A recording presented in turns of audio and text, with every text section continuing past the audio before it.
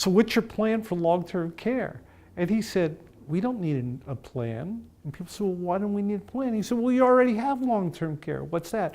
Well, if women would stop going out and working outside the home, we'd have long-term care, right? I thought there was going to be a riot. Right, I really right. thought there was going to be a lot. People started yelling and waving their hands in the back of the room. And we had to get him out of the room. I mean, we literally, before he got hurt. But he's not alone. People still think that way. No, absolutely not. In fact, I think that if we began to poll, if we did real polling of people, not necessarily of a certain ideological ilk, I think it's pretty pervasive in society. And what's so interesting, and remains interesting, is that the polling about who provided long-term care then and who was involved in it is probably almost exactly the same now. We just haven't moved the dial at all. Right. You know, we have this cultural demand, and it varies in communities, but I think each community has some level of this, that families take care of families, and outsiders are welcome when they're welcome, when you really need them. And different ethnic groups have it more or less, right? But it persists. If you were to pick a movie title, what movie title best describes the long-term care situation in this country? Well, these guys know what I'm going to say. It's Mad Max, Thunderdome. I mean, it's sort of like, I guess it was just a remake of the Mad Max movies. If you remember what the Mad Max movies were, they were tribes of people who were taking care of their own, and people would basically get sacrificed in the process. I mean, it was essentially, you know, you really didn't care for anybody outside your little group. Now, that's an exaggeration, but it certainly feels like that sometimes. Yeah, that's right. You know, we know that 41% of all long-term care, family care providers predecease the person they're caring for. Is that right? I didn't know that statistic. Isn't 41% of family caregivers predecease the person they're caring for. Wow.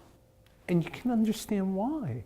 Right. You know, because we know that stress kills. We know that we're very often demanding that people deliver that care in a way that's not optimum. Right. You know, my mom, who had survived breast cancer, was then called upon to care for my dad, who had multiple myeloma, and then broken ankle, and he was a much bigger man than she was. And in the end, she died. Mostly, I believe, because the stress brought a resurgence of the cancer, and she wasn't able to care for herself because she was caring for my dad. Right. And who was caring for her? Right. Why is it not enough? Like, if you could say, to all those people out there who think that families will just take care of each other and that's the way it was meant to be and that's the way that it should be, what would you say to them about why it's not enough? We live in far more complex times now. And it may not have been enough ever. Right. Right?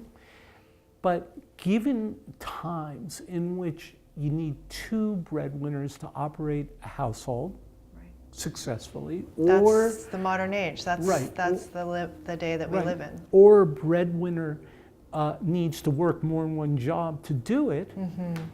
Who's there? Right. Right? And very often a woman will go out and do her 8-hour shift, more like 10 hours if you add commuting time, and then comes home and does another 8-hour shift. Right. Right? And most people don't work only 8 hours these Right. days. That's why I threw in the commuting time. So, but most people don't work only 8 hours, right?